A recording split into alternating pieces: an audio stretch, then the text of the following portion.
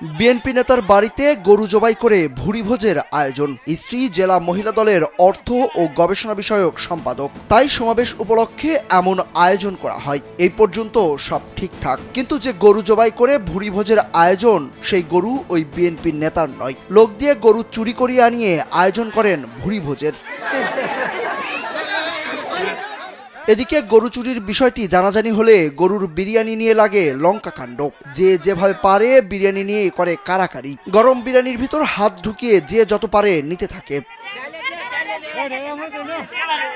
সূত্র বলছে, উপজেলা মহিলা দলের সমাবেশ উপলক্ষে বিএনপি নেতা মাহমুদুল হাসানের বাড়িতে ভুরিভোজের ওই ভোজের জন্য মাহমুদুল হাসান লোকজন দিয়ে শুক্রবার রাতে কৃষক এফাজ মণ্ডলের গোয়ালঘর থেকে একটি গরু চুরি করিয়ে আনেন। সেই গরু জবাই করে তার বাড়িতে ভুরিভোজের আয়োজন করা হয়। ভোরের দিকে ওই কৃষক তার গোয়ালঘরে গরু না পেয়ে খোঁজাখুঁজি শুরু করেন।